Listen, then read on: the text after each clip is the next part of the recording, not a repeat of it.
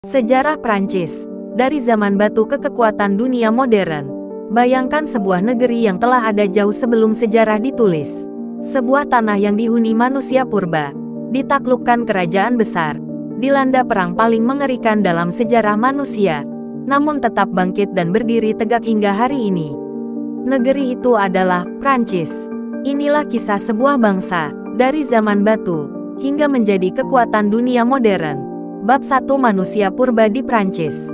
Lebih dari 1,6 juta tahun yang lalu, manusia telah menginjakkan kaki di wilayah yang sekarang kita kenal sebagai Prancis. Di Chilhak dan Lezignan-la-Chebe, ditemukan peralatan batu primitif yang menunjukkan bagaimana manusia purba bertahan hidup dengan berburu gajah dan kuda Nil. Di Gua Le Vallonnet, para arkeolog menemukan jejak habitat manusia tertua di Prancis. Sekitar 400.000 tahun yang lalu, tanah ini dihuni oleh manusia Neandertal. Namun, sekitar 30.000 tahun lalu, mereka menghilang. Diduga karena perubahan iklim ekstrim dan persaingan dengan spesies baru, Homo sapiens.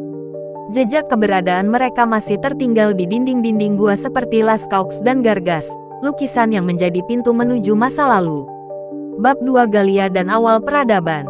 Saat tulisan mulai dikenal, wilayah Prancis disebut oleh bangsa Romawi sebagai Galia.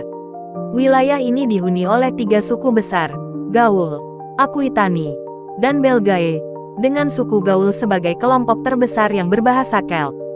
Pada tahun 600 sebelum Masehi, kolonis Yunani mendirikan Massalia, yang kini kita kenal sebagai Marseille, salah satu kota tertua di Prancis. Budaya mulai tumbuh, perdagangan berkembang, hingga suatu hari datang kekuatan besar dari selatan. Romawi. Bab 3 Perang Dunia dan Kehancuran. Memasuki abad ke-20, Prancis menjadi salah satu kekuatan utama Eropa. Dalam Perang Dunia I, Prancis bertempur bersama Inggris dan Rusia melawan Jerman. Namun cobaan terberat datang dalam Perang Dunia II. Pada tahun 1940, pasukan Nazi Jerman berhasil menaklukkan Prancis. Republik ketiga runtuh, rakyat hidup dalam ketakutan, makanan dirampas, tenaga kerja dipaksa, ribuan warga Yahudi dibunuh. Tapi dari kehancuran, lahir perlawanan. Seorang jenderal bernama Charles de Gaulle membentuk pasukan kemerdekaan Prancis dan mengobarkan harapan. Sedikit demi sedikit, tanah air direbut kembali, hingga akhirnya, pada musim panas 1944, Prancis resmi bebas dari pendudukan Nazi. Bab 4 Prancis Modern. Setelah perang, Prancis membentuk Republik keempat, dan kemudian Republik kelima di bawah kepemimpinan Charles de Gaulle. Walau kehilangan banyak wilayah koloninya pada masa dekolonisasi, Prancis bangkit menjadi kekuatan global.